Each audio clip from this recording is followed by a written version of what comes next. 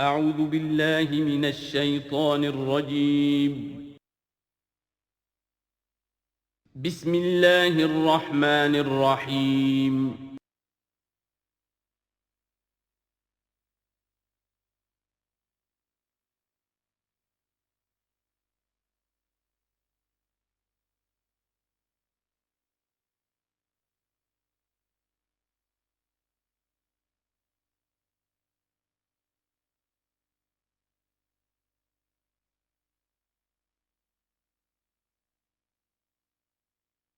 ما ننسخ من آیۃ او ننسها نأت بخیر منها او مثلها الم تعلم ان اللہ علی کل شیء قدیر الم تعلم ان اللہ له ملک السماوات والارض وما لکم من دون اللہ من ولی ولا نصیر صدق اللہ العظیم۔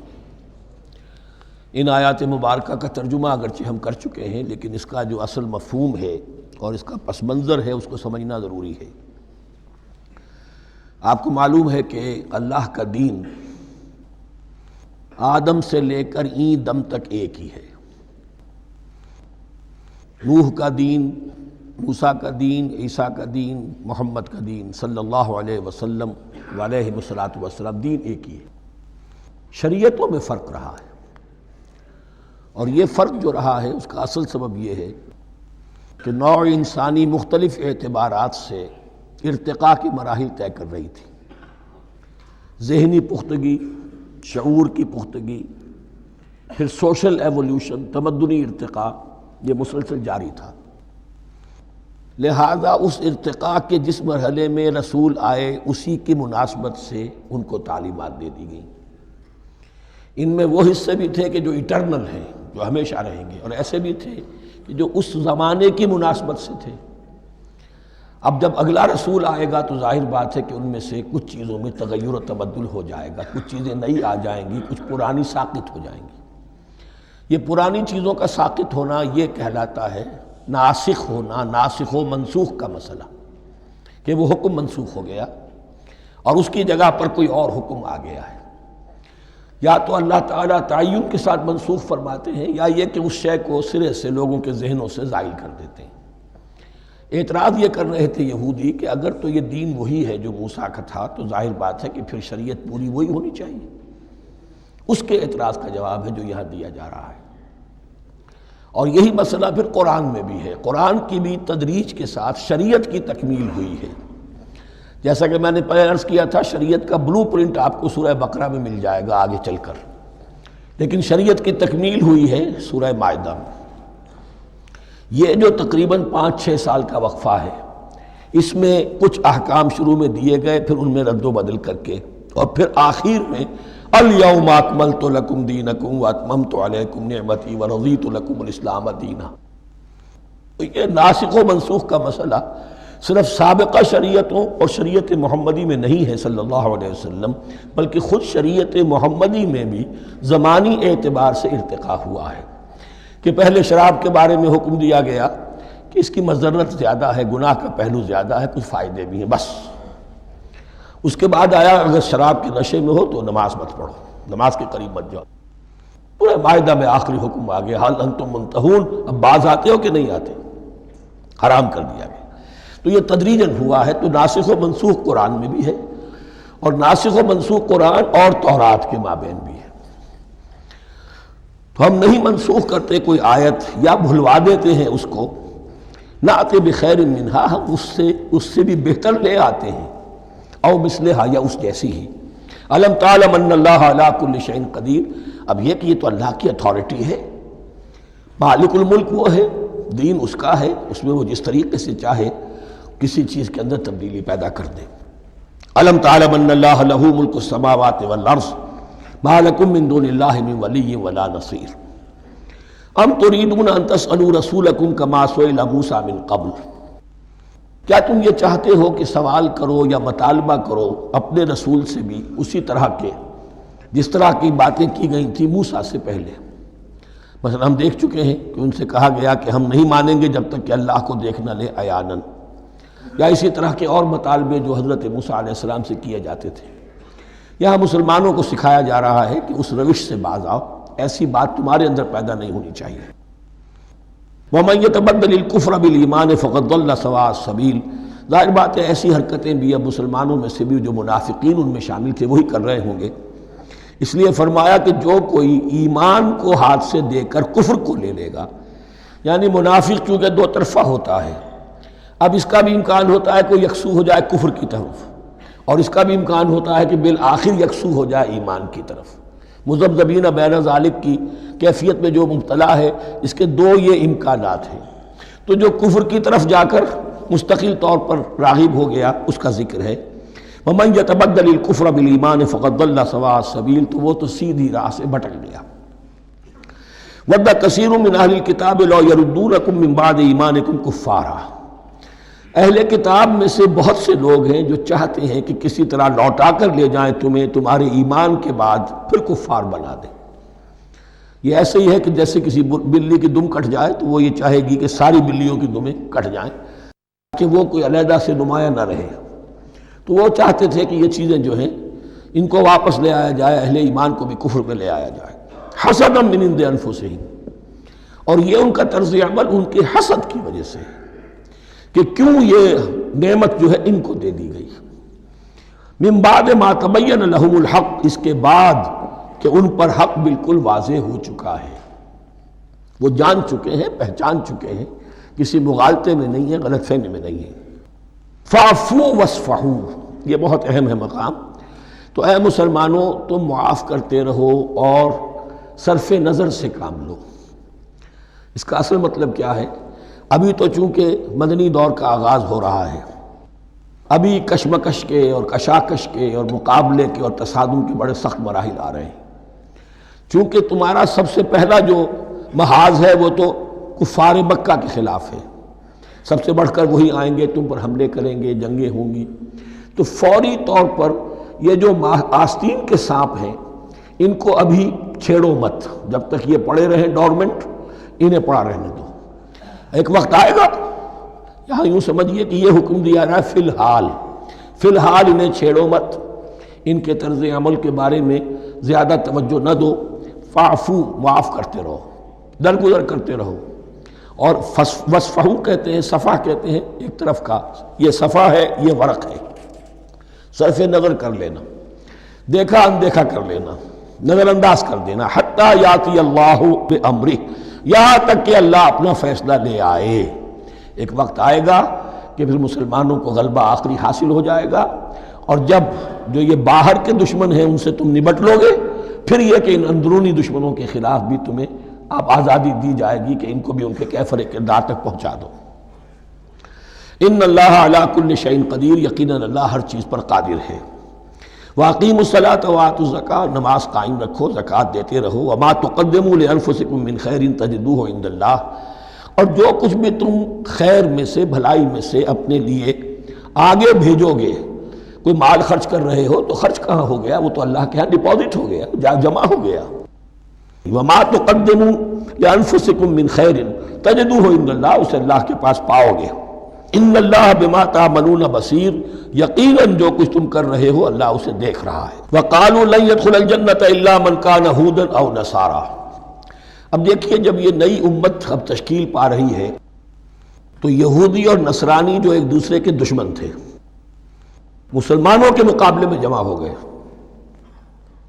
انہوں نے کہنا یہ شروع کیا، وقالوا لن يدخل الجنۃ، ہرگز نہیں داخل ہوگا جنت میں، الا من کان ہودا او نصارا، سوائے اس کے جو یا تو یہودی ہو یا نصرانی ہو۔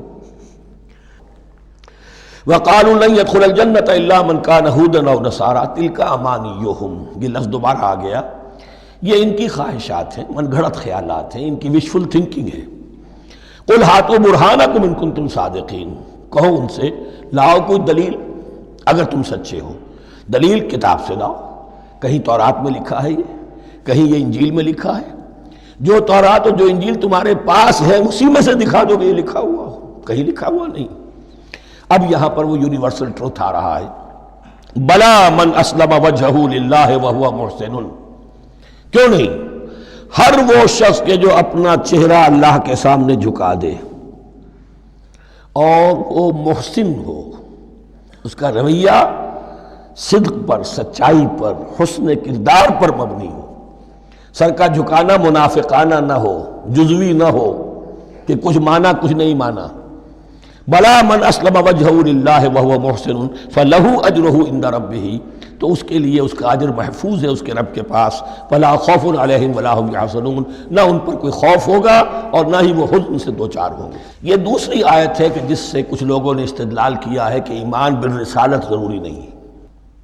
اب دیکھیے اس کا جواب وہی ہوگا، نمبر ایک تو یہ ہر جگہ پر ساری چیزیں بیان نہیں کی جایا کرتی، کوئی چیز کہیں بیان کی گئی، کوئی کہیں بیان کی گئی ہے۔ کتاب کو لینا ہے تو پوری کو پوری ایک کتاب کی حیثیت سے۔ دوسرا یہ کہ یہ سارا سلسلہ کرام جو ہے، جو دو بریکٹس کے مابین آ رہا ہے، اس میں پہلے سے ہے وَآمِنُوا بِمَا أَنزَلْتُ مُصَدِّقًا لِمَا مَعَكُمْ وَلَا تَكُونُوا أَوَّلَ كَافِرٍ بِهِ، تو وہ تو ضرب کھا رہی ہے اس پورے کے پورے مضامین کے سلسلے سے جو ان دو بریکٹوں کے درمیان آ رہا ہے۔ اب دیکھیے ایک طرف تو ان کا کہنا یہ تھا کہ جنت میں داخل نہیں ہوگا مگر وہی جو یہودی ہو یا نصرانی ہو۔ اب عمل کیا ہے؟ وَقَالَتِ الْيَهُودُ لَيْسَتِ النَّصَارَىٰ عَلَىٰ شَيْءٍ، یہودی کہتے ہیں نصارہ کی کوئی حیثیت نہیں، کوئی بنیاد نہیں، کوئی جڑ نہیں۔ وَقَالَتِ النَّصَارَىٰ لَيْسَتِ الْيَهُودُ عَلَىٰ شَيْءٍ، اور نصارہ کہتے ہیں کہ یہود کی کوئی بنیاد نہیں، بے بنیاد لوگ ہیں، کوئی حقیقت ان کی حقانیت ہے ہی نہیں۔ وَهُمْ يَتْلُونَ الْكِتَابَ، اور مزہ یہ ہے کہ دونوں ایک کتاب پڑھ رہے ہیں۔ اولڈ ٹیسٹمنٹ تو مشترک ہے یہودیوں میں اور عیسائیوں میں، یہ بہت اہم نکتہ ہے۔ اور جدید عیسائیت میں جو ایک بہت بڑی طاقت ابھر رہی ہے امریکہ میں، وہ ہے کہ جو یہ عیسائیت کو جیوڈائز کر رہی ہے، کیونکہ رومن کیتھولک مذہب جو تھا اس نے تو چونکہ گویا کہ سارا رشتہ توڑ لیا تھا بائبل سے، سارا اختیار پوپ کے ہاتھ میں آ گیا تھا، لیکن پروٹیسٹنٹس نے پھر بائبل کو قبول کیا۔ اب اس کی منطقی انتہا یہ کہ اولڈ ٹیسٹمنٹ کے اوپر بھی اب ان کی توجہ ہو رہی ہے کہ آخر یہ بھی تو ہم مانتے ہیں کہ ہماری کتاب ہے، اور اس میں جو کچھ لکھا ہے اس کو نظر انداز کیسے کر سکتے ہیں۔ ہم نے جو ایک سیمینار کیا تھا امریکہ میں، جس میں ایک یہودی عالم بھی آئے تھے، ایک عیسائی بھی آئے تھے، اور مسلمانوں کی طرف سے بھی ہمارے ایک ساتھی نے بات کی تھی، تو وہاں ایک یہودی عالم نے کہا کہ اس وقت اسرائیل کو سب سے بڑی سپورٹ جو مل رہی ہے وہ ان عیسائیوں سے مل رہی ہے امریکہ میں سے، کہ جو اس وقت ایونجلسٹ کہلاتے ہیں وہاں پر، اور جو ایک بڑا فرقہ بن کر ابھر رہے ہیں۔ بہرحال یہ ان کا طرز عمل ہے۔ وَهُمْ يَتْلُونَ الْكِتَابَ، اور وہ دونوں کے دونوں کتاب کے پڑھنے والے ہیں۔ كَذَلِكَ قَالَ الَّذِينَ لَا يَعْلَمُونَ مِثْلَ قَوْلِهِمْ، اسی طرح کہا تھا ان لوگوں نے کہ جو کچھ بھی نہیں جانتے انہی کی سی بات کہی تھی، یعنی یہ اشارہ ہے مشرکین مکہ کی طرف۔ فَاللَّهُ يَحْكُمُ بَيْنَهُمْ يَوْمَ الْقِيَامَةِ فِيمَا كَانُوا فِيهِ يَخْتَلِفُونَ، تو اللہ تعالیٰ فیصلہ کر دے گا ان کے مابین قیامت کے دن ان تمام باتوں کا جن میں کہ یہ اختلاف کر رہے تھے۔ وَمَنْ أَظْلَمُ مِمَّنْ مَنَعَ مَسَاجِدَ اللَّهِ أَنْ يُذْكَرَ فِيهَا اسْمُهُ وَسَعَىٰ فِي خَرَابِهَا۔ اب دیکھیے یہاں جو بخیہ یہ آیات آ رہی ہیں، تو اگرچہ خطاب تو ہے وہ بریکٹس کے مابین، خطاب میں بنی اسرائیل، لیکن اب یہاں کچھ ریفرنسز اہل مکہ کی طرف شروع ہو گئے ہیں، اور اس کے بعد سے حضرت ابراہیم کا تذکرہ آئے گا، پھر تحویل قبلہ کا ذکر آئے گا۔ تحویل قبلہ میں ظاہر بات ہے کہ وہ قبلہ جو ہے وہ مشرکین مکہ کے قبضے میں تھا اس وقت۔ اس حوالے سے ریلیونٹ کچھ مضامین جو ہیں اس کی تمہید باندھی جا رہی ہے۔ یہ ساری تمہید ہے جو آگے آنے والا مضمون ہے تحویل قبلہ، جو علامت تھی اس بات کی کہ اب وہ سابقہ امت مسلمہ معزول کر دی گئی اور نئی امت محمد صلی اللہ علیہ وسلم اس مقام پر نصب کر دی گئی، انسٹال کر دی گئی۔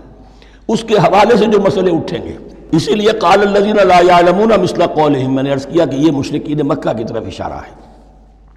ومن اظلم ممن منع مساجد اللہ یذکر فیہا اسمہ، اس سے بڑھ کر ظالم کون ہوگا جو اللہ تعالیٰ کی مسجدوں سے لوگوں کو روکے کہ وہ اس میں اس کا نام لے سکے۔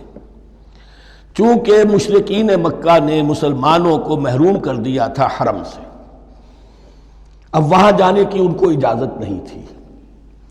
سن 6 میں حضور گئے بھی ہیں، تب بھی یہ کہ صلح حدیبیہ ہو گئی، واپس آنا پڑا، عمرہ کرنے کی اجازت نہیں ملی۔ سن 7 میں پھر ہوا ہے، تو یہ 7 برس بہت شاہ گزرے ہیں محمد الرسول اللہ صلی اللہ علیہ وسلم اور اہل ایمان پر۔ اب یہاں ذکر ہو رہا ہے ان کا قریش کا۔ وَمَنْ أَظْلَمُ مِمَّنْ مَنَعَ مَسَاجِدَ اللَّهِ أَنْ يُذْكَرَ فِيهَا اسْمُهُ وَسَعَىٰ فِي خَرَابِهَا، اور وہ اس کی تخریب میں لگے ہوئے ہیں۔ یہ خراب تخریب، یہ تخریب دو طرح کی ہوتی ہے، ایک ظاہری تخریب ہوتی ہے کسی مسجد کو گرا دینا، اور ایک ظاہری نہیں باطنی معنوی ہوتی ہے۔ وہ جو تخریب ہے وہ یہ ہے کہ توحید کی بجائے اسے شرک کا اڈا بنا دیا ہے۔ وہ تو دنیا کے بت قدوں میں پہلا وہ گھر خدا کا، ہم اس کے پاسباں ہیں، وہ پاسباں ہمارا، 360 بت رکھ دیے گئے اس گھر میں لا کر جو ابراہیم نے تعبیر کیا تھا توحید خالص کے لیے۔ وَسَعَىٰ فِي خَرَابِهَا، یہ لفظ ذرا نوٹ کر لیجئے، یہ ایک حدیث میں بھی آیا ہے، بڑی دلدوز حدیث ہے، اور میں چاہتا ہوں کہ آپ اسے ذہن میں رکھیں۔ حضور نے فرمایا یوشک ان یاتی علی الناس زمان، اندیشہ ہے کہ لوگوں پر یعنی میری امت پر ایک زمانہ ایسا بھی آ جائے گا،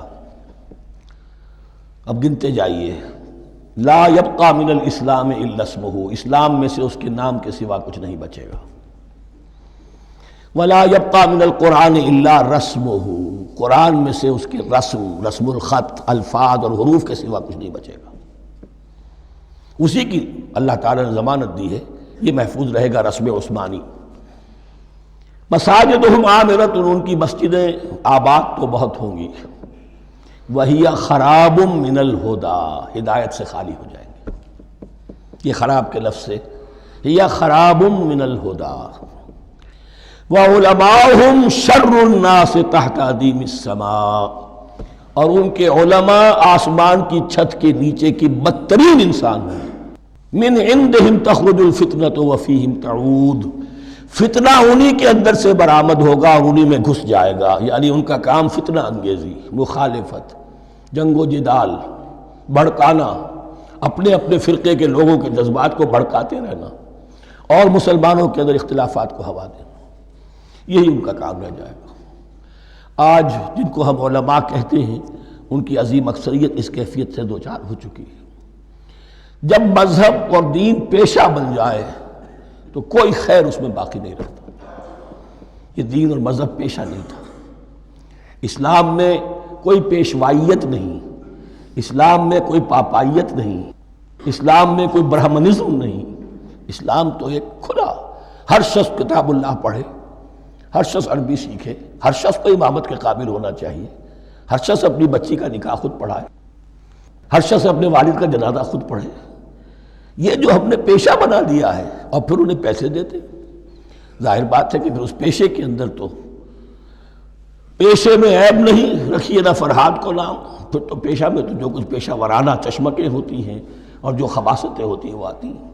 لیکن ساتھ ہی یہ بات واضح رہے کہ علماء حق سے دنیا خالی نہیں ہوگی، علماء حق بھی ہیں، لیکن کسی کے ماتھے پر لکھا ہوا نہیں ہوتا کہ یہ علماء حقانی میں سے اور یہ علماء سو میں سے ہے۔ باقی یہ صحیح بات ہے کہ اکثریت ادھر جا چکی ہے، ورنہ امت کا بیڑا غرق نہ ہوتا، سیدھی سیدھی بات، یہ بیڑا غرق ہوا ہے تو آخر کوئی سبب ہے۔ اولئک ما کان لہم ان یدخلوها الا خائفین، ایسے لوگوں کو تو سوائے اس کے ان کا کوئی مقام نہیں ہے کہ انہیں داخل ہونے کی بھی اجازت نہیں ہونی چاہیے اس میں، یعنی اللہ کی مسجدوں میں، مگر خوف زدہ ہو کر، ڈر کر۔ لہم فی الدنیا خزی، کے لیے دنیا میں بھی رسوائی اور ذلت ہے، وَلَهُمْ فِي الْآخِرَةِ عَذَابٌ عَظِيمٌ، اور آخرت میں ان کے لیے عذاب عظیم ہے۔ وَلِلَّهِ الْمَشْرِقُ وَالْمَغْرِبُ، اب دیکھیے تمہید ہو رہی ہے تحویل قبلہ کے لیے۔ اب ظاہر بات ہے کہ بڑی حساس جو ہے وہ ایک کیفیت تھی یہ، تو یروشلم کے ساتھ جن کو دلچسپی تھی اور ان کے دلوں میں اس کی عقیدت تھی، مکہ مکرمہ اور بیت اللہ کے ساتھ جن کو دلچسپی تھی اور ان کے دلوں میں اس کی عقیدت تھی، تو اس حوالے سے یہ قبلہ بدلنا، اور 2 دفعہ بدلا ہے قبلہ، پہلے آ کے مدینے میں حضور نے یروشلم کی طرف 16 مہینے نماز پڑھی اور پھر تحویل قبلہ ہوا، تو اب اس میں کئی امتحان ہو گئے، وہ آگے آ جائے گا، لیکن اس کی تمہید باندھی جا رہی ہے۔ للہ المشرق والمغرب، مشرق اور مغرب سب اللہ کے ہیں، یعنی اگر ہم رخ کرتے ہیں مغرب کی طرف تو اس کے معنی یہ نہیں ہے کہ اللہ مغرب میں ہے، معاذ اللہ، اللہ تو جہت سے، مقام سے، ماورا وراء الورا، یہ تو یہ ہے کہ ایک یکسانیت پیدا کرنے کے لیے، اجتماعی رنگ دینے کے لیے ایک چیز کو قبلہ بنا دیا، علامت ہے۔ غالب نے ٹھیک کہا ہے، قبلے کو اہل نظر قبلہ نما کہتے ہیں، قبلہ جو ہے وہ مسجود تو نہیں ہے پرے سرحد ادراک سے اپنا مسجود، قبلے کو اہل نظر قبلہ نما کہتے ہیں۔ للہ المشرق والمغرب فینما تولوا فثم وجہ اللہ، جدھر بھی تم رخ کرو گے وہ اللہ ہی کا رخ ہے۔ ان اللہ واسع علیم، یقیناً اللہ بہت وسعت والا ہے، بہت وسعت والا ہے، وہ کسی سمت میں محدود نہیں ہے، اور علیم ہے، ہر شے کا جاننے والا ہے۔ دیکھیے یہاں یہ آیت کہہ کے اور چھوڑ دیا مسئلہ، اگلے مسئلے پر آ گئے۔ آگے آپ کو پتہ چلے گا کہ یہ در حقیقت ایک تمہید باندھی جا رہی ہے تحویل قبلہ کے لیے۔ وقالوا اتخذ اللہ ولدا سبحانہ، اور ان میں وہ بھی ہیں، اب ظاہر بات ہے یہاں پھر اشارہ ہو رہا ہے وہ اہل مکہ کی طرف، جنہوں نے یہ کہا ہے کہ اللہ نے اولاد اپنے لیے اختیار کی، یعنی وہ کہتے تھے کہ یہ جو فرشتے ہیں یہ اللہ کی بیٹیاں ہیں، نصارہ کہتے تھے کہ حضرت مسیح اللہ کے بیٹے ہیں، اور یہودیوں کا بھی ایک گروہ ایسا تھا جو حضرت عزیر کو اللہ کا بیٹا کہتا تھا۔ بل لہ ما فی السماوات والارض، نہیں، آسمانوں اور زمین میں جو کچھ ہے اسی کی ملکیت ہے، سب مخلوق ہیں، مملوک ہیں، خالق اور مالک صرف وہ ہے۔ کل لہ قانتون، اور سب کے سب اس کے فرما بردار ہیں، بڑے سے بڑا رسول، بڑے سے بڑا ولی، بڑے سے بڑا فرشتہ، بڑے سے بڑے اجرام سماویہ، سب کل لہ قانتون۔ بدیع السماوات والارض، وہ آسمان اور زمین کو پیدا کرنے والا ہے بغیر کسی شے کے۔ یہ ابداع اور خلق، ان میں فرق ہے۔ ابداع، بلکہ شاہ ولی اللہ دہلوی نے حجت اللہ البالغہ کا جو پہلا چیپٹر ہے اس کو یہی 3 عنوان دیے ہیں۔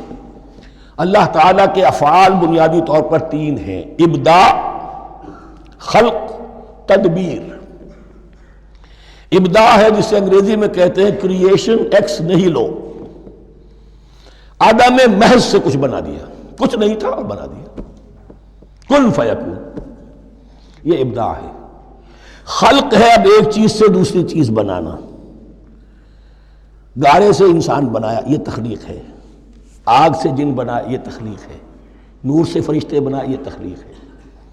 تو ابداع، بدیع وہ ہے کہ جس نے نئی چیز، اسی لیے بدعت ہمارے ہاں کہلاتی ہے وہ شے جو دین میں نہیں تھی اور خواہ لا کے شامل کر دی گئی، جس کی کوئی جڑ بنیاد دین میں نہیں ہے، وہ بدعت ہے۔ اس سے یہ لفظ بدیع السماوات والارض، وَإِذَا قَضَىٰ أَمْرًا فَإِنَّمَا يَقُولُ لَهُ كُن فَيَكُونُ، اس کی شان تو یہ ہے کہ جب وہ کسی معاملے کا فیصلہ کر لیتا ہے تو بس کہتا ہے کہ ہو جا، اور وہ ہو جاتی ہے۔ وَقَالَ الَّذِينَ لَا يَعْلَمُونَ لَوْلَا يُكَلِّمُنَا اللَّهُ وَتَأْتِينَا آیَةٌ، اور کہا ان لوگوں نے جو علم نہیں رکھتے، یہاں پھر وہی مشرکین مکہ کی طرف روئے سخن ہے، کیوں نہیں بات کرتا ہم سے اللہ، اور کیوں نہیں کوئی لے آتا ہمارے پاس کوئی نشانی۔ یہ میں عرض کر چکا ہوں، یہ مضمون جو ہے کہ ان کا مطالبہ تھا بہت شدت کے ساتھ کہ کوئی معجزے ویسے ہی دکھاؤ جیسے تم کہتے ہو کہ عیسیٰ نے دکھائے تھے، موسیٰ نے دکھائے تھے، تو ہمارے یہ مطالبے پورے کر دو، ہم مان لیں گے۔ یہ ذکر آئے گا سورہ انعام میں اور پھر سورہ بنی اسرائیل میں۔ كَذَلِكَ قَالَ الَّذِينَ مِن قَبْلِهِمْ مِثْلَ قَوْلِهِمْ، اسی طرح کی باتیں جو لوگ ان سے پہلے آئے تھے وہ بھی کہتے رہے۔ تشابہت قلوبہم، ان کے دل ایک دوسرے سے مشابہ ہو گئے ہیں۔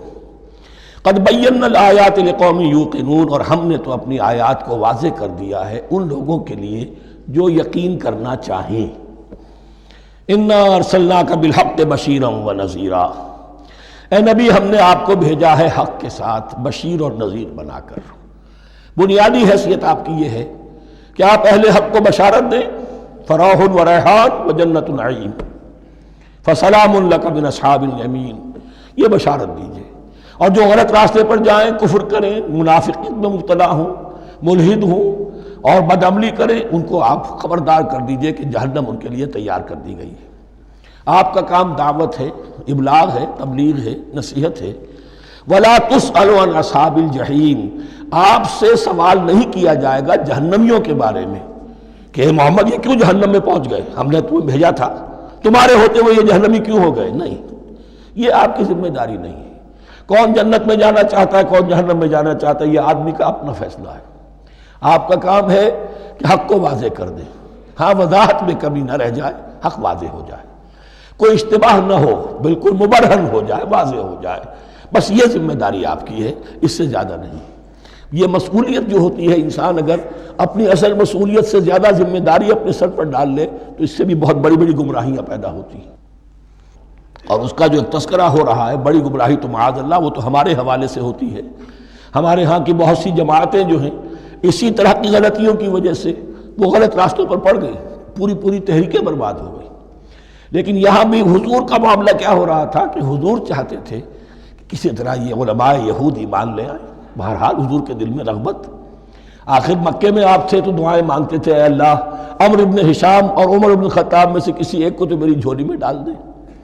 تو اسی طرح کی دعا آپ نے کی ہوگی۔ فرمایا وَلَن تَرْضَىٰ عَنْكَ الْيَهُودُ وَلَا النَّصَارَىٰ حَتَّىٰ تَتَّبِعَ مِلَّتَهُمْ۔ اے نبی کسی مغالطے میں نہ رہیے، ہرگز راضی نہیں ہوں گے آپ سے نہ یہ یہودی اور نہ نصرانی، جب تک کہ آپ پیروی نہ کریں ان کی ملت کی۔ لہذا امید منقطع کر لیجیے،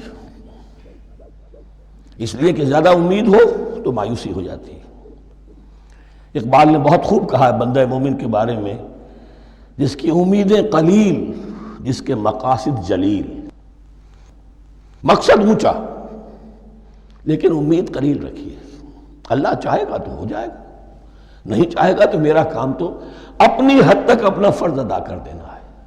اس سے زیادہ کی جو ہے خواہش اپنے دل میں پالیں گے، کسی اجرت پسندی میں گرفتار ہو جائیں گے، کہیں دائیں بائیں ہک اور کرک کے ذریعے سے کہیں پہنچنے کی کوشش کریں گے اور اپنے آپ کو بھی برباد کر دیں گے۔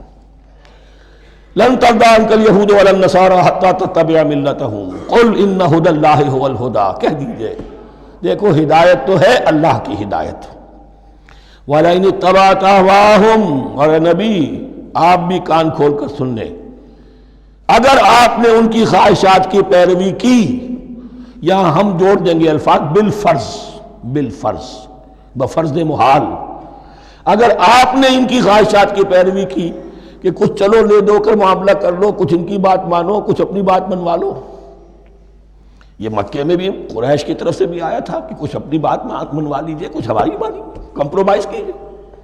اب ظاہر بات ہے کہ یہاں اب یہود کے ساتھ یہی معاملہ ہے۔ وَلَئِنِ اتَّبَعْتَ أَهْوَاءَهُمْ بَعْدَ الَّذِي جَاءَكَ مِنَ الْعِلْمِ مَا لَكَ مِنَ اللَّهِ مِنْ وَلِيٍّ وَلَا نَصِيرٍ، اور اگر بفرض محال آپ نے پیروی کی ان کی خواہشات کی، اس کے بعد کہ آپ کے پاس علم آ چکا، تو نہیں ہوگا کوئی بھی اللہ کے مقابلے میں آپ کے لیے کوئی مددگار یا حمایتی۔ معاذ اللہ معاذ اللہ، حق کی تلوار بڑی ننگی ہے، اور یہاں اللہ کا عدل یہ فرد سے فرد تک بدلتا نہیں ہے، نہ امت سے امت کی طرف بدلے گا، قوم اور کسی اور قوم سے ایک معاملہ، کسی دوسری قوم سے کوئی اور معاملہ نہیں۔ اللہ کے اصول ہیں، اللہ کے قوانین ہیں، اس کی فطرت ہے، فطرت اللہ التی فطر الناس علیہا، پھر یہ کہ اس کی سنت ہے، لن تجد لسنت اللہ تحویلا ولن تجد لسنت اللہ تبدیلا۔ الذین آتیناہم الکتاب یتلونہ حق تلاوتہ، وہ لوگ کہ جنہیں ہم کتاب دیتے ہیں وہ اس کی تلاوت کرتے ہیں جیسا کہ اس کی تلاوت کا حق ہے۔ اس پر میں نے اپنے کتابچے میں بحث کی ہے، تلاوت کا اصل حق کیا ہے۔ مسلمانوں پر قرآن مجید کے حقوق نامی کتابچہ، اب یہاں پہ تفصیل سے بیان کرنے کا وقت نہیں ہے، لیکن ایک بات جان لیجئے کہ تلاوت کا لفظ جو قرآن کے لیے قرآن نے اختیار کیا، یہ بڑا ذو معنیین ہے۔ تلا یتلو ہم اسے بھی کہتے ہیں پڑھنا، اور تلا یتلو کسی کے پیچھے پیچھے چلنے کو کہتے ہیں۔ والشمس وضحاها والقمر اذا تلاها، سورج کے بعد پیچھے آتا ہے چاند۔ تو یتلو کے معنی کیا ہے؟ when you are reading the book you are following the text۔ بعض لوگوں کو دیکھا ہوگا انگلی ان کی چلتی ہے ساتھ ساتھ، وہ بیچارے جو زیادہ ماہر نہیں ہیں تو تاکہ نگاہ ادھر سے ادھر نہ ہو جائے، ایک سطر سے دوسری سطر پر نہ پہنچ جائے، انگلی بھی ساتھ ساتھ پھیرتے ہیں، تو following the text۔ لیکن اس تلاوت کا اصل حق کیا ہوگا؟ جب آپ اس کتاب کو فالو کریں، اسے اپنا امام بنائیں، اس کے پیچھے چلیں، اس کا اتباع کریں، اس کی پیروی کریں، جس کی کہ دعا ہم کرتے ہیں وَاجْعَلْهُ لَنَا إِمَامًا وَنُورًا وَهُدًى وَرَحْمَةً، تو اللہ تو بنائے گا ہمارا امام اس کو اسی وقت جب کہ ہم فیصلہ کر لیں کہ ہم اس کتاب کے پیچھے چلیں گے۔ الذین آتیناہم الکتاب یتلونہ حق تلاوتہ اولئک یؤمنون بہ، جو اللہ کی کتاب کی تلاوت کا حق ادا کریں اور اس کی پیروی بھی کریں، وہی ہیں جو اس پر ایمان رکھتے ہیں۔ جو نہ تلاوت کا حق رکھتے ہوں ادا کریں، نہ پیروی کریں، وہ دعویٰ کریں کہ ہمارا ایمان ہے تورات پر اور کتاب پر، تو یہ دعویٰ جو ہے جھوٹا دعویٰ ہے۔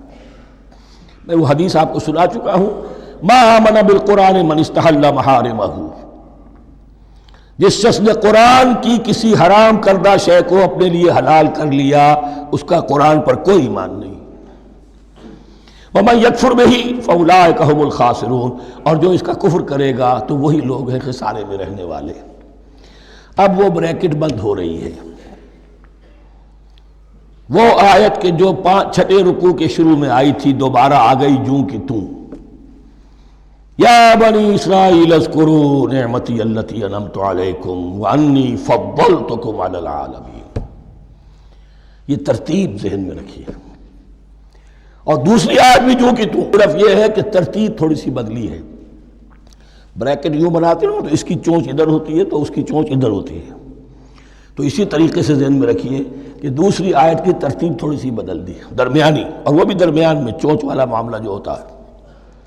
وَاتَّقُوا يَوْمًا لَا تَجْزِي نَفْسٌ عَن نَفْسٍ شَيْئًا، یہ تو جو کہ تو وہی ہے، ڈرو اس دن سے جس دن کوئی جان کسی دوسری جان کے کام نہ آ سکے گی۔ وَلَا يُقْبَلُ مِنْهَا عَدْلٌ، وہاں کیا تھا وَلَا يُقْبَلُ مِنْهَا شَفَاعَةٌ، یہاں کیا آیا وَلَا يُقْبَلُ مِنْهَا عَدْلٌ، نہ اس سے کوئی فدیہ قبول کیا جائے گا۔ وَلَا تَنْفَعُهَا شَفَاعَةٌ، یہ شفاعت بعد میں لے آئے، عدل پہلے لے آئے، وہاں شفاعت پہلے ہے عدل بعد میں، بس یہ تبدیلی ہے۔ وَلَا هُمْ يُنصَرُونَ، اور یہ پھر جو کا تو وہی جو پہلی آیت میں تھا، جو چھٹے رکوع کی دوسری آیت ختم ہوئی، نہیں انہیں کوئی مدد مل سکے گی۔ یہ جو حصہ تھا جو تقریباً 10 رکوعوں پر مشتمل تھا، سورہ بقرہ کے 18 رکوع کہ جن میں روح سخن ہے سابقہ امت مسلمہ کی طرف۔ 4 رکوع بڑے عموم کے حامل تھے، لیکن بین السطور وہاں بھی اشارے موجود تھے، روح سخن جو تھا وہ بنی اسرائیل کی طرف۔ 10 رکوعوں میں صراحت کے ساتھ ساری گفتگو انہی سے ہے، الا یہ کہ ایک جگہ مسلمانوں سے خطاب کر لیا، کچھ آخر میں اہل مکہ کا تذکرہ بھی ہو گیا۔ اب اس کے بعد ذکر شروع ہو رہا ہے حضرت ابراہیم علیہ السلام کا۔ وہ بات سمجھ لیجئے کہ کیا وجہ ہے اس کی۔ دیکھیے حضرت ابراہیم کی نسل کی یہ 2 شاخیں چلی، ویسے تو 3 ہیں۔ عام طور پر لوگوں کے علم میں ہے کہ 2 بیویاں تھیں، حضرت ہاجرہ سے حضرت اسماعیل پیدا ہوئے، بڑے تھے، حضرت سارہ سے حضرت اسحاق، ان کے بیٹے یعقوب، یعقوب کے 12 بیٹے بنی اسرائیل۔ حضرت اسماعیل کو حضرت ابراہیم نے آباد کیا خانہ کعبہ کے پاس لا کر، بواد غیر ذی زرع، تو وہاں یہ جو ایک نسل چلی۔ لیکن نبوت جو ہے حضرت ابراہیم کے بعد حضرت اسماعیل کو تو ملی، اس کے بعد مسلسل یوں سمجھیے کہ تقریباً 3000 کا فصل ہے سالوں کا کہ کوئی نبوت اس شاخ میں نہیں آئی۔ نبوت کا سلسلہ چلا دوسری شاخ میں، حضرت یعقوب، حضرت اسحاق، حضرت یعقوب، حضرت یوسف، چلتے جائیے، اور پھر حضرت موسیٰ اور ہارون سے شروع ہو کر حضرت عیسیٰ اور یحییٰ تک 1400 برس مسلسل۔ اگرچہ تیسری شاخ بھی تھی، بنو قطورہ کہلاتے، تیسری اہلیہ آپ کی تھی قطورہ۔ بنی قطورہ میں سے ان کی اولاد بڑی کثیر تھی، ان میں سے ایک مدین تھے، مدین یا مدیان، ان میں حضرت شعیب کی بعثت ہوئی تھی۔ حضرت شعیب بھی حضرت ابراہیم کی نسل میں سے ہیں، لیکن بنی مدیان میں سے۔ بہرحال اب چونکہ حضور کی بعثت ہوئی بنی اسماعیل میں، ادھر بنی اسرائیل ہیں جن سے یہ خطاب ہو رہا ہے سابقہ امت مسلمہ، اور اب یہ امامت الناس منتقل ہونے والی ہے بنی اسرائیل سے بنی اسماعیل کو۔ تو اب اگر اس انتقال کے وقت نقل، اگر وہ جو کامن فیکٹر ہے اس کا تذکرہ کیا جائے تو بات آسان ہو جائے گی۔ ابراہیم ہی تو جد امجد ہے نا تمہارے، تم یعقوب کی اولاد ہو ٹھیک ہے، لیکن یعقوب کس کے بیٹے تھے؟ اسحاق کے۔ اسحاق کس کے بیٹے تھے؟ ابراہیم کے۔ تو یہ دوسری نسل بھی تو ابراہیم ہی کی ہے۔ اس حوالے سے ان کے لیے سہل بنایا جا رہا ہے کہ بات کو سمجھو، یہ صرف یہ ہے کہ 2 پیڑھی اوپر جا کر مل گئے اور اللہ نہ خیر سنا۔ اور حضرت ابراہیم نے خانہ کعبہ کی تعمیر کی اور اسے اب مرکز بنانا ہے اہل توحید کا، لہذا یہ ساری گفتگو اب شروع ہو رہی ہے۔ 4 رکوع اب وہ ہیں 15ویں سے شروع ہو کر 18ویں تک جن کا اصل مضمون ہے تحویل قبلہ۔ وَإِذِ ابْتَلَىٰ إِبْرَاهِيمَ رَبُّهُ بِكَلِمَاتٍ فَأَتَمَّهُنَّ، اور ذرا یاد کرو جب ابراہیم کو آزمایا اس کے رب نے بہت سی باتوں میں۔ میرا ایک کتاب چاہے حضرت ابراہیم کی شخصیت پر، حج اور عید الاضحیٰ اور ان کی اصل روح، اور اس میں ایک تحریر ہے، ایک تقریر ہے، جو تحریر ہے وہ مجھے بہت پسند ہے کہ کیسے کیسے امتحان آئے ہیں حضرت ابراہیم علیہ السلام پر۔ فَأَتَمَّهُنَّ، اب یہ ایک جملے میں ایک پوری داستان ہے. اس نے ان سب کو پورا کیا، سب میں پاس ہو گیا، ہر امتحان سے کامیابی کے ساتھ with flying colors ہر امتحان سے نکلے. قال انی جاعلک للناس اماما، تب ہم نے کہا اے ابراہیم اب میں تمہیں نوع انسانی کا امام بنانے والا ہوں. قال ومن ذریتی، انہوں نے کہا اور میری نسل کے بارے میں بھی یہ وعدہ ہے کہ نہیں؟ قال لا ینال عہد الظالمین، فرمایا میرا یہ عہد ظالموں سے متعلق نہیں ہوگا. مطلب کیا ہوا کہ تمہاری نسل میں سے جو صاحب ایمان ہوں گے، نیک ہوں گے، سیدھے راستے پر چلیں گے، ان سے ہمارا وعدہ ہے، لیکن نسلیت کی بنیاد پر نہیں ہے کہ جو بھی تمہاری نسل میں سے لازماً وہ اس وعدے کا مصداق بن جائے. وَإِذْ جَعَلْنَا الْبَيْتَ مَثَابَةً لِلنَّاسِ وَأَمْنًا، اور یاد کرو جب کہ ہم نے گھر کو، اپنے گھر کو، بیت اللہ کو قرار دے دیا لوگوں کے لیے زیارت کی جگہ، لوٹ کے آنے، لوٹ کر آؤ، حج کرو. مثابۃ للناس وامنا، اور اسے امن کا گھر قرار دے دیا. واتخذوا من مقام ابراہیم مصلی، اور ہم نے حکم دیا کہ مقام ابراہیم کو اپنی جائے نماز بنا لو، نماز پڑھنے کی جگہ بنا لو. آج کل تو بعض علماء نے یہ کہا ہے کہ مقام ابراہیم سے مراد کوئی خاص پتھر نہیں ہے، بلکہ اصل میں وہ تو پوری جگہ جو تھی وہ مقام ابراہیم، حضرت ابراہیم وہاں آباد ہوئے تھے. لیکن صحیح بات وہی ہے جو ہمارے سلف سے چلی آ رہی ہے، روایات پختہ ہیں اس کے بارے میں کہ یہ جس طریقے سے حجر اسود جنت سے آیا ہے، ایسے ہی یہ بھی ایک پتھر تھا کہ جو جنت سے لایا گیا حضرت ابراہیم کے لیے جب وہ تعمیر کر رہے تھے. کوئی اور ذرائع تو ابھی تھے ہی نہیں، اس کے اوپر وہ کھڑے ہوتے تھے اور یہ پتھر ہی اونچا ہوتا جاتا تھا خود. اب جیسے جیسے تعمیر اوپر جا رہی ہے تو اس کے لیے یہ پتھر اونچا ہوتا تھا. وہ پتھر ہے جو مقام ابراہیم اب بھی محفوظ ہے، اور وہاں پر پھر طواف کر کے کعبے کا مکمل، پھر اس کے آس پاس جو ہے 2 رکعت جو ہے وہ ادا کی جاتی ہے نماز. وَعَهِدْنَا إِلَىٰ إِبْرَاهِيمَ وَإِسْمَاعِيلَ أَن طَهِّرَا بَيْتِيَ لِلطَّائِفِينَ وَالْعَاكِفِينَ وَالرُّكَّعِ السُّجُودِ، اور ہم نے عہد لے لیا تھا ابراہیم اور اسماعیل سے کہ تم دونوں ہمارے اس گھر کو، بیتیہ میرے اس گھر کو پاک رکھو. اب یہ تطہیر بھی دونوں طرح کی ہوگی، ظاہری صفائی بھی ہو، گند نہ ہو، تاکہ زائر آئیں تو ان کے دلوں میں جو کدورت پیدا نہ ہو، کوفت نہ ہو، کھلی فضا ہو، صاف رکھو. اور تطہیر باطنی، وہاں توحید کا چرچا ہو، کوئی اور کفر اور شرک جو ہے وہ نہ آنے پائے. ان طہرا بیتی للطائفین والعاکفین، طواف کرنے والوں کے لیے، اعتکاف کرنے والوں کے لیے، والرکع السجود، اور رکوع اور سجود کرنے والوں کے لیے. وَإِذْ قَالَ إِبْرَاهِيمُ رَبِّ اجْعَلْ هَٰذَا بَلَدًا آمِنًا وَارْزُقْ أَهْلَهُ مِنَ الثَّمَرَاتِ مَنْ آمَنَ مِنْهُمْ بِاللَّهِ وَالْيَوْمِ الْآخِرِ. اور یاد کرو جب کہ ابراہیم نے کہا تھا اے میرے پروردگار اس گھر کو امن کی جگہ بنا دے، اور اس کے رہنے والوں، اس کے ہاں آباد ہونے والوں کو یعنی بنی اسماعیل کے لیے ان کو رزق عطا فرما، میووں کا اور پھلوں کا. من آمن منہم باللہ والیوم الآخر. اب یہاں حضرت ابراہیم خود رک گئے کہ میں اپنی ساری اولاد کے لیے یہ دعا نہ کروں، اس لیے کہ وہاں روک دیا گیا تھا لا ینال عہد الظالمین. تو جو بھی ان میں سے ایمان اور عمل صالح والے ہوں اور یوم آخر پر ایمان رکھتے ہوں، اجعل هذا البلد آمنا وارزق اهله من الثمرات من آمن منهم باللہ والیوم الآخر.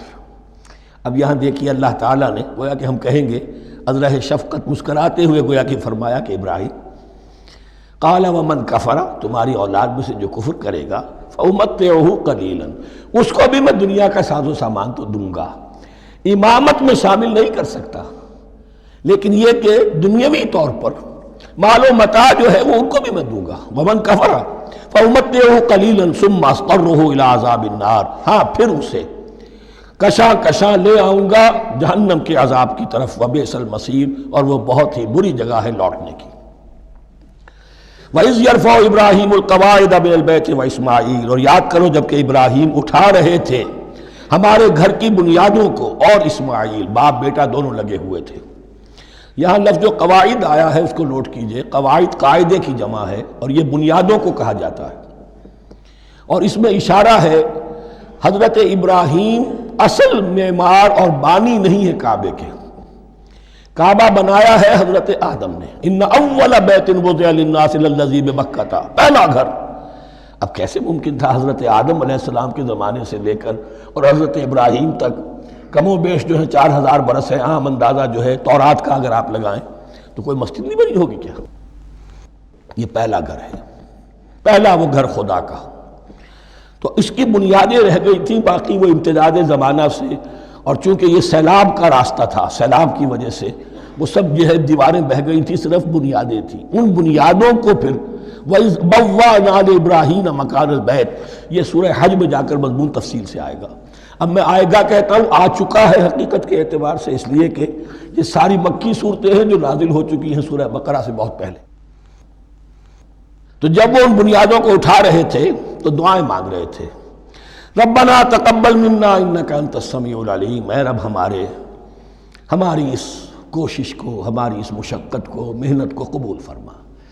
باہر گھر بنا رہے ہیں، پتھر اٹھا اٹھا کر لا رہے ہیں۔ حضرت اسماعیل کی عمر اس وقت لگ بھگ 13 برس ہے، ہاتھ بٹا رہے ہیں۔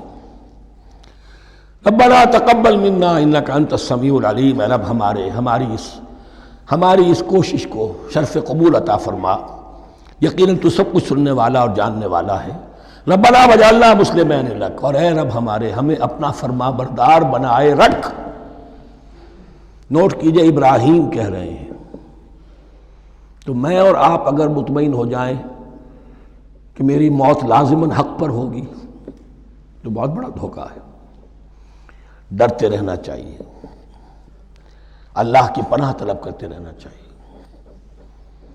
ربنا وجعلنا مسلمین لک، اے اللہ ہم دونوں کو اپنا فرما بردار بنائے رکھ، ومن ذریتنا امۃ مسلمۃ لک، اور ہم دونوں کی نسل میں سے اٹھائیو برپا کی جو ایک امت جو تیری فرما بردار امت ہو۔ وارنا مناسکنا، اور اے پروردگار تیرا گھر تو ہم نے یہ بنا دیا، اب اس کے جو رسومات ہیں وہ ہمیں سکھا، جو مناسک حج ہیں۔ ارنا مناسک، اب کیسے حج کریں، کیا آداب ہوں گے، طواف کیسے ہوگا، کیا کریں گے۔ وتب علینا، اور ہم پر اپنی شفقت کی نظر فرما، انک انت التواب الرحیم، یقیناً تو ہی ہے بہت ہی زیادہ توبہ کا قبول فرمانے والا اور شفقت کے ساتھ رجوع کرنے والا اور رحم فرمانے والا۔ ربنا وبعث فیہم رسولا منہم، اور اے ہمارے پروردگار ہماری اس نسل میں، اب چونکہ ہماری نسل مراد ہے بنی اسماعیل، بنی اسرائیل اسماعیل کی نسل میں سے تو نہیں ہے نا، یہاں دونوں کی نسل سے مراد ہے تو وہ بنی اسماعیل۔ ہماری اس نسل میں اٹھائی ہو ایک رسول انہی میں سے، باہر کا نہ ہو، کوئی مغایرت کا، اجنبیت کا پردہ حائل نہ ہو۔ وہ کیا کرے، یتلو علیہم آیاتک، تیری آیات ان کو پڑھ کر سنائے، وَيُعَلِّمُهُمُ الْكِتَابَ وَالْحِکْمَةَ، اور صرف سنائے نہیں، تعلیم دے انہیں کتاب اور حکمت کی۔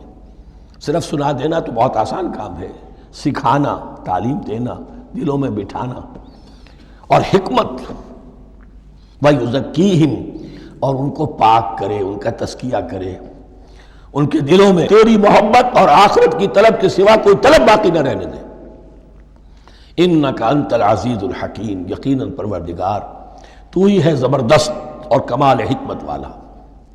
وَمَن يَرْغَبُ عَن مِّلَّةِ إِبْرَاهِيمَ إِلَّا مَن سَفِهَ نَفْسَهُ، اور ایسا شخص کون سا ہوگا جو ابراہیم کے طریقے سے منہ موڑے۔ یہ رغبت کا نظر بھی زبان میں دونوں طرف جاتا ہے، رغبہ الہ، کسی شے کی طرف رغبت ہونا، محبت ہونا، میلان ہونا، اور رغبہ عن، کسی شے سے متنفر ہونا، کسی شے سے ابا کرنا، اس کو چھوڑ دینا۔ وَمَن يَرْغَبُ عَن مِّلَّةِ إِبْرَاهِيمَ إِلَّا مَن سَفِهَ نَفْسَهُ، سوائے اس کے جس نے اپنے آپ کو حماقت ہی میں مبتلا کرنے کا فیصلہ کر لیا ہو، اور کون ہوگا جو ابراہیم کے طریقے سے منہ موڑے۔ وَلَقَدِ اصْطَفَيْنَاهُ فِي الدُّنْيَا، اور ہم نے تو اسے دنیا میں بھی پسند کر لیا تھا، چن لیا تھا۔ وَإِنَّهُ فِي الْآخِرَةِ لَمِنَ الصَّالِحِينَ، اور یقیناً آخرت میں بھی وہ ہمارے صالح بندوں میں سے ہوں گے۔ اذ قال له ربه اسلم قال اسلمت لرب العالمین، جب کہا اس سے اس کے پروردگار نے کہ مانو میرا حکم، اس نے کہا پروردگار قبول ہے تیرا حکم، یہاں تک کہ ذبح کرو بیٹے کو، حاضر۔ یہ آخری امتحان تھا، آخر 100 برس کی عمر میں، 87 برس کی عمر میں دعائیں مانگ مانگ کر بیٹا لیا تھا اسماعیل۔ حضرت سارہ کے ہاں کوئی اولاد نہیں ہوئی تھی، اب وہ 13 برس کا تھا، بازو بن گیا تھا اور اس وقت ذبح کرنے کا حکم آیا۔ جب بھی کہا ہم نے مانو ہمارا حکم، قال اسلمت لرب العالمین، اللہ تعالی ہمیں بھی توفیق دے کہ اس کی پیروی کریں۔ ووصى بها ابراہیم وبنیہ ویعقوب، اور اسی کی وصیت کی تھی ابراہیم نے بھی اپنے بیٹوں کو اور یعقوب نے بھی۔ یا بنیہ، وہ کیا تھی نصیحت؟ ہے میرے بیٹو، ان اللہ اصطفیٰ لکم الدین، دیکھو اللہ نے تمہارے لیے دین کو پسند فرما لیا ہے۔ کون سا دین؟ فلا تموتن الا وانتم مسلمون، اور دیکھنا موت نہ آنے پائے مگر فرما برداری کی حالت میں۔ یہی بات آئے گی سورہ آل عمران میں مسلمانوں سے خطاب کر کے، یا ایھا الذین آمنوا اتقوا اللہ حق تقاتہ ولا تموتن الا وانتم مسلمون، اور ان الدین عند اللہ الاسلام ومن یبتغ غیر الاسلام دینا فلن یقبل منہ۔ ام کنتم شہداء اذ حضر یعقوب الموت، کیا تم اس وقت موجود تھے جب یعقوب کی موت کا وقت آیا؟ جب آدم کی یعقوب پر موت، یہ لفظی ترجمہ ہوگا، اذ حضر یعقوب الموت اذ قال لبنیہ ما تعبدون من بعدی، حضرت یعقوب نے اپنے سارے بیٹوں کو جمع کیا، 12 کے 12، اور مصر میں پہنچ چکے تھے یہ حضرت یوسف علیہ السلام کے ذریعے سے، جو سورہ یوسف میں ساری کہانی آئے گی، وہاں انتقال ہوا۔ تو انہوں نے اپنے بیٹوں کو جمع کیا، اذ قال لبنیہ ما تعبدون من بعدی، میرے بعد تم کس کی پوجا کرو گے، کس کی پرستش کرو گے؟ یہ بات نہیں تھی کہ انہیں معلوم نہیں تھا، لیکن یہ کہ ایک میثاق، قول و قرار اور پختہ کرنے کے لیے۔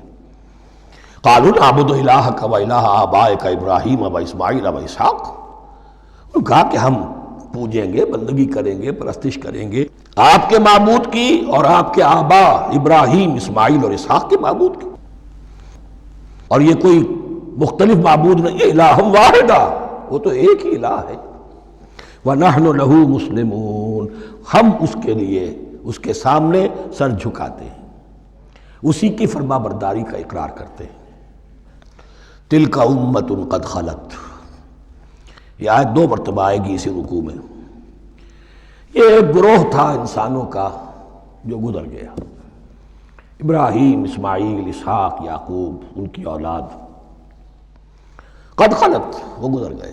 لہا ما کسبت ولکم ما کسبتم، ان کے لیے تھا جو انہوں نے کمایا اور تمہارے لیے ہوگا جو تم کماؤ گے۔ یعنی یہاں پدرم سلطان بود کا کوئی مقام نہیں ہے، ہر شخص کے لیے اپنا عمل، اپنا ایمان، اپنی کمائی۔ وَلَا تُسْأَلُونَ عَمَّا كَانُوا يَعْمَلُونَ، تم سے یہ نہیں پوچھا جائے گا کہ وہ کیا کرتے تھے، تم سے پوچھا جائے گا تم کیا کر کے لائے ہو۔ تو راچے ہے، پدرم سلطان بود تو راچے ہے، تم کیا ہو بھائی، تو اپنی بات کرو، باپ تمہارا سلطان تھا، ہوگا۔ وَقَالُوا كُونُوا هُودًا أَوْ نَصَارَىٰ تَهْتَدُوا، لیکن اس پس منظر میں اب ان کی خباثت کو نمایاں کیا جا رہا ہے کہ یہ تو تھی وصیت ابراہیم کی اور یعقوب کی، اور اس وقت کے یہود و نصارہ کا کیا رویہ ہے؟ قالوا كونوا هودا او نصارى تهتدوا، وہی متحدہ محاذ حضور کے خلاف۔ یا تو یہودی، انہوں نے کہا کہ یا یہودی ہو جاؤ یا نصرانی تو ہدایت پر ہو جاؤ گے۔